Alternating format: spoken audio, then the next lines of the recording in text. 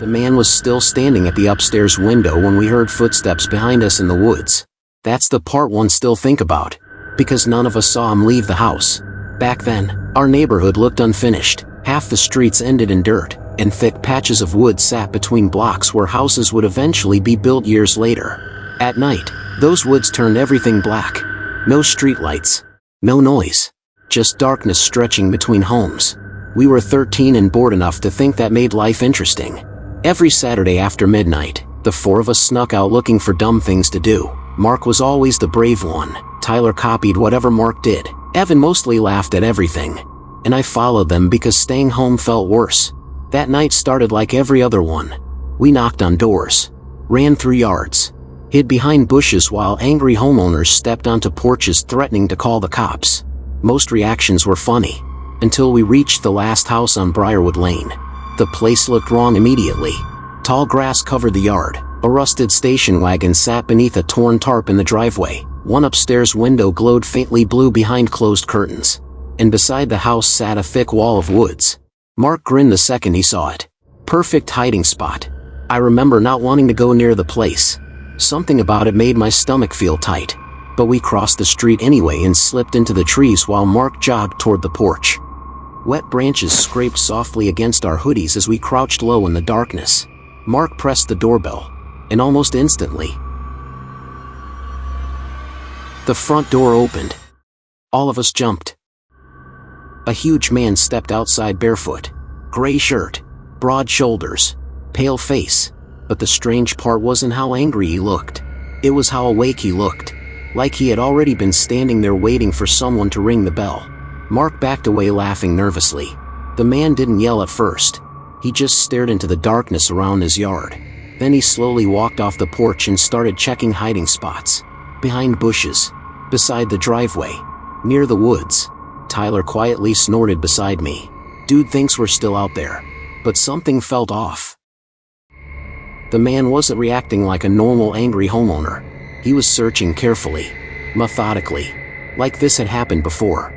Eventually he went back inside. The porch light stayed on. Mark looked toward us and smirked immediately. I already knew what he was about to do. No chance, I whispered. Tyler grinned. Do it again. Before we could stop him, Mark sprinted back across the lawn and rang the bell a second time. This time the door opened fast, and the man stepped outside holding a rifle. Every one of us froze. The man walked slowly into the yard, the gun hanging loosely at his side. Rainwater dripped softly through the trees while he stared toward the woods. Toward us. For a few long seconds, nobody moved. Then the man smiled. Not angry. Not amused. Almost relieved. And suddenly I didn't feel hidden anymore. It felt like he knew exactly where we were. The man eventually returned inside the house. A moment later, we saw him upstairs again. Standing behind the curtain. Watching the woods. Watching us. Then, behind us, we heard footsteps moving slowly through the trees. The footsteps stopped the second we turned around. Everything went silent again. The woods behind us were pitch black except for thin strips of moonlight cutting through the trees. I remember staring into that darkness, waiting to see someone standing there. Nothing. Just wet leaves moving in the wind. Tyler whispered first. Mark's still out there. I looked back toward the house. Mark was crouched beside the porch trying not to laugh. Across the yard, the upstairs window still glowed blue behind the curtain. The man was standing there, motionless, watching us, watching the woods. Evan shifted nervously beside me. Let's just go. Before anyone answered, Mark suddenly sprinted toward the porch again. My stomach dropped immediately. Dude, stop, ding dong. The sound echoed through the empty street. Mark ran toward the side of the house laughing under his breath. But this time, the figure upstairs didn't react. The man remained perfectly still behind the curtain. Then slowly, he stepped away from the window. We waited for the front door to slam open again. Nothing happened. No yelling. No footsteps. No movement from inside the house. Tyler frowned. What's he doing? Then a voice spoke quietly behind us. You boys should go home. Evan gasped so hard it sounded painful. We turned around instantly. The man was standing inside the woods only a few feet away from us, holding the rifle loosely at his side. For a second my brain literally refused to process what I was seeing. He had been upstairs. We all saw him upstairs. But now he was here, standing between the trees like he had always been there. The man looked pale beneath the moonlight. Deep shadows hung beneath his eyes. But the weirdest part, he didn't seem angry anymore. He looked nervous, like he was scared of something too. Across the street, Mark finally noticed us frozen in place. At first he looked confused. Then he saw the rifle. "Run!" he screamed. The man turned sharply toward him. That moment broke whatever paralysis had taken over us. We bolted through the woods blindly. Branches whipped across my face while mud slid beneath my shoes. Tyler crashed into me once while Evan kept swearing somewhere behind us. But through all of it, I never heard the man chasing us. No footsteps. No yelling. Nothing. That terrified me more than if he had fired the gun. I risked one glance backward while running. The woods behind us looked completely empty. The man was gone. A few seconds later Mark caught up beside me near the road, breathing hard. I saw him. He gasped. "What?" He crossed the street before I yelled. "That's impossible." I know what I saw. We didn't stop running until we reached the bike trail near the main road almost 3 blocks away. All 4 of us bent over beneath a flickering street lamp trying to catch our breath. Nobody laughed anymore. Then Evan slowly looked past us toward the far end of the trail. His face strained instantly. "Guys." I turned around. At the edge of the trees stood the man, perfectly still, watching us from the darkness. The rifle hung at his side. And beside him stood a child, thin, barefoot, completely motionless. Even from that distance, I could tell the child was staring directly at us. Then the child slowly raised one arm and pointed toward the woods behind us. Not toward the man. Behind us. And a second later, we heard footsteps again. The footsteps behind us sounded heavier this time. Closer. Not running. Walking. Slow. Deliberate. The 4 of us turned at the same time, expecting to see someone stepping out from the darkness along the bike trail. But there was nobody there. Just empty pavement disappearing into trees. Tyler grabbed my arm hard enough to hurt. "Why is that kid pointing over there?" I looked back toward the end of the trail. The man and the child were still standing beneath the trees, motionless, watching us. And then something happened that I still can't explain. The man suddenly raised the rifle, not toward us, toward the woods behind us. His face changed instantly. For the first time that night, he looked terrified. "Run," he shouted. Not angry, not threatening, genuinely afraid. Then the footsteps behind us became faster. Crunch, crunch, crunch, coming straight toward us through the darkness. We ran immediately.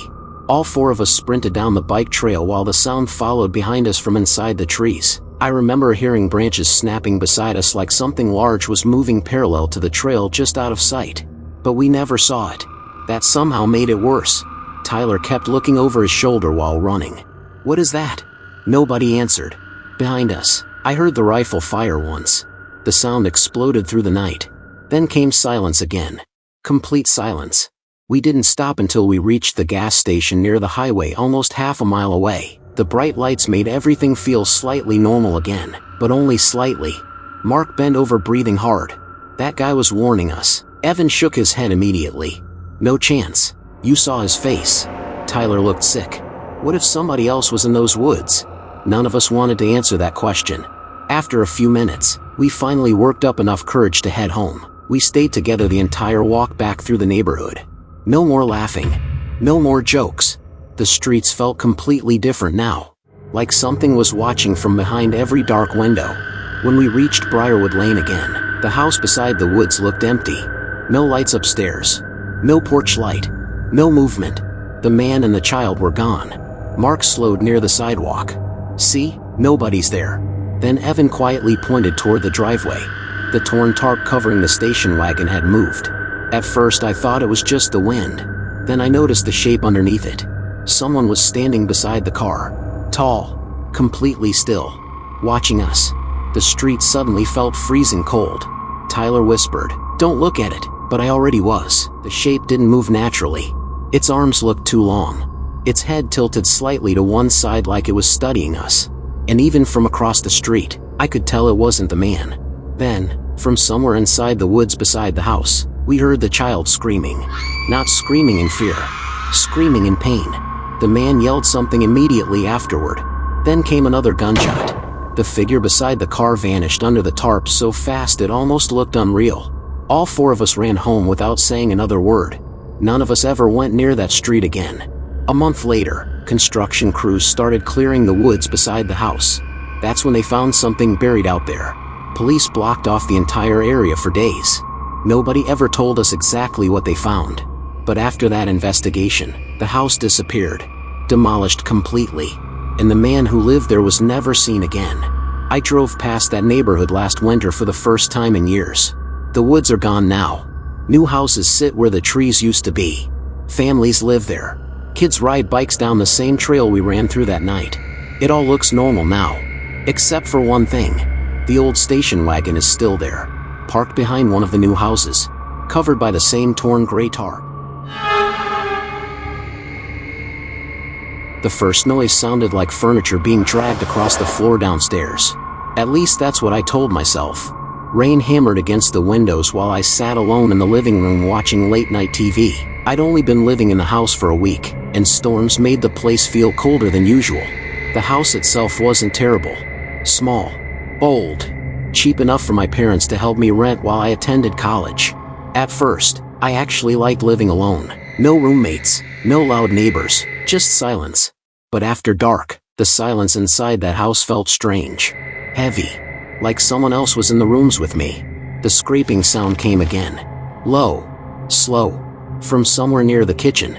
I muted the TV immediately. Nothing. Just thunder outside. For a few seconds I sat there convincing myself it was the storm shaking the old house. Places like this always made noises. Still, I grabbed the nearest thing beside me, a couch pillow, stupidly enough, and walked toward the kitchen. The lights were off. Lightning flashed through the windows, turning the room blue for half a second at a time. And sitting in the middle of the floor was a box of cereal. Upside down. Cheerios scattered everywhere. I stopped moving. I knew I had left that box on top of the refrigerator earlier that day. For a second, I genuinely thought somebody else was inside the house. I checked the back door. Locked. The windows too. Nothing looked disturbed. Eventually I crouched down and started cleaning the cereal off the floor. Then I heard it. A creak. Directly behind me. The sound old wooden floors make when somebody shifts their weight. Slow. Careful. I froze instantly. The kitchen table stood behind me in darkness. Nobody there. But I could feel it. That horrible sensation that someone had been standing a few feet away watching me. I cleaned the mess faster after that and went back to the couch pretending none of it bothered me. Outside, the storm only got worse. Thunder rolled across the neighborhood while rain slammed against the roof overhead. Eventually the sound relaxed me enough that I drifted off on the couch. Then, bang. My eyes snapped open. The TV still glowed in the dark living room. Rain poured outside. And somewhere upstairs, something heavy hit the floor again. I stared toward the ceiling. Another thud followed. Softer this time. I checked the time on my phone. 2:13 a.m. That's when I remembered something that suddenly made my stomach tighten. The attic entrance was directly above my bedroom. And I had never gone up there before. The next morning, I convinced myself I had overreacted. Old houses make noises. Storms make everything sound worse. That's what I kept repeating to myself anyway. For 2 days, nothing strange happened. No footsteps. No scraping sounds. No loud bangs from upstairs. By the third day, I almost felt embarrassed for getting so paranoid. Then another storm rolled in. Gray clouds covered the sky that afternoon, turning my bedroom dark long before sunset. I woke up feeling sick, like I had been drinking all night even though I hadn't touched alcohol. My head pounded. Every time I stood up, my stomach twisted. So I stayed in bed with the TV running quietly for background noise while rain tapped against the windows. At some point during the afternoon, I muted the television after hearing something above me. Thud. I stared at the ceiling immediately. A few seconds passed. Then another sound. Slow footsteps. Moving across the attic. My entire body went cold. The attic entrance was inside my bedroom ceiling. A thin pull string hung above the foot of my bed leading to the folding ladder upstairs. I kept listening. Creak. Creak. Something was walking up there. I told myself it had to be an animal. A raccoon maybe. but the footsteps sounded too heavy, too slow, like someone pacing carefully. I forced myself out of bed and grabbed an old baseball bat from the closet. My hands actually shook while pulling the attic string down. The ladder unfolded slowly from the ceiling with a loud wooden crack. Cold air drifted down immediately. The smell hit me first. Dust. Wet wood. Something stale underneath it. I climbed halfway up and reached for the hanging light switch. Click. A dim yellow bulb lit the attic. The space was mostly empty except for a few old cardboard boxes pushed against the walls. Thick insulation covered the floor like dirty snow. Nobody there. Nothing moving. I stood frozen for another few seconds listening carefully. Silence. Eventually I climbed back down feeling stupid for scaring myself. But later that night, the noises came back. Louder this time. I woke up suddenly to a heavy thud directly above my bedroom. Not thunder. Not the storm. Something hitting the attic floor hard enough to shake the ceiling. Then came another sound. Dragging. Slowly moving above me. I grabbed the baseball bat again and pulled down the attic ladder so hard it nearly snapped open. My heart was pounding violently now. The attic above me was completely black. I climbed halfway up the ladder. Before I could reach the light switch, I heard a child giggle somewhere in the darkness. Right in front of me. The giggle sounded close enough to touch. Not loud. Not aggressive. Just soft laughter somewhere in the darkness directly above me. Every part of my body locked instantly. I remember gripping the baseball bat so hard my hands hurt while staring into the pitch-black attic. The only light came from my bedroom behind me, barely reaching the top of the ladder. Then the laughter stopped. Silence filled the attic again. I couldn't breathe. I couldn't move. For one horrible second, I actually convinced myself I imagined it. Then I heard slow movement in the dark. Crawling. Not footsteps. Hands. Knees. Something shifting carefully through the insulation toward me. I nearly fell backward trying to get down the ladder. The bat slipped from my hands and crashed onto my bedroom floor below. I didn't even stop to pick it up. I jumped down the remaining steps so fast my ankle twisted beneath me. Above me, another quiet giggle. Closer now. I grabbed my phone and backed against the bedroom wall staring at the open attic entrance. Nothing appeared. But I could hear movement up there. Slow dragging sounds circling above the ceiling. I called my dad immediately. The second he answered, I told him somebody was inside the attic. Not an animal. Not pipes. Someone. I must have sounded genuinely terrified because he stopped questioning me almost immediately. Leave the house, he said. I didn't even grab clothes. I ran outside into the rain carrying only my phone and car keys. The storm was freezing, but I still remember feeling relieved the second I stepped off the porch. Because the house no longer felt empty. It felt occupied. I waited nearly 40 minutes inside my car before my dad arrived. He searched the entire house himself first. Nothing. Then the attic. Still nothing. No person. No animal. No signs that anyone had been up there at all. But when he climbed back down, his expression looked different. Uneasy. What? I asked. He hesitated too long before answering. There's a sleeping bag up there. My stomach dropped instantly. There were also food wrappers. He continued quietly. Water bottles too. Someone had been living inside the attic. Listening to me. Watching me. My parents helped me move out the very next morning. I never went back to the house after that. A month later, I found out something the landlord never mentioned. The previous tenant had left suddenly too. No warning. No explanation. Most of his belongings were still inside the house when he disappeared. And according to one of the neighbors, the police searched the attic for almost an entire day afterward. Nobody ever explained why. The old woman never liked the curtains open. That was the first thing that started bothering me. I was 20 and desperate for money when I answered her AD looking for part-time cleaning help. The pay was decent, and according to the handwritten note pinned outside the grocery store, the work was simple household assistance. IT didn't feel simple once I saw the house. The property sat at the end of a narrow road surrounded by woods on 3 sides. The place could have looked beautiful years ago, but now everything felt abandoned. Dead flowers. Overgrown grass. Rotting wooden fences. Even the air smelled damp. The house itself looked ancient, tall wooden walls darkened with age, narrow windows, and a porch that creaked before you even stepped on it.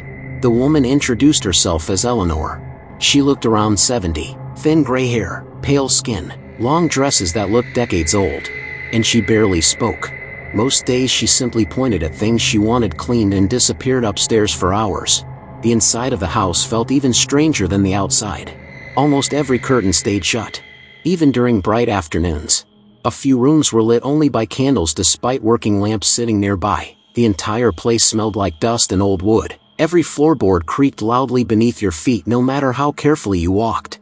The silence inside that house constantly made me uncomfortable. It never felt empty. The weirdest thing was the basement. Eleanor mentioned it my very first day. "You are not to go downstairs," she said quietly. Not angry, not threatening, just firm. I remember laughing awkwardly and saying I wasn't planning to, but she kept staring at me for a few seconds too long afterward. That weekend she asked if I could stay overnight to help organize some rooms early the next morning. The house had several empty bedrooms, so I agreed. I regretted it before midnight. The bedroom she gave me smelled old and damp, and the bed felt hard enough to sleep on concrete. Outside, rain tapped softly against the windows while the rest of the house remained completely silent. At some point during the night, I heard footsteps outside my room. Slow, dragging slightly across the wooden floor. I sat up immediately. The footsteps passed my door once, then again several minutes later. This time they stopped directly outside my room. The floor creaked softly from someone standing there, listening. I stared at the door without moving. After nearly a full minute, the footsteps continued down the hallway toward the stairs. Then I heard another sound downstairs.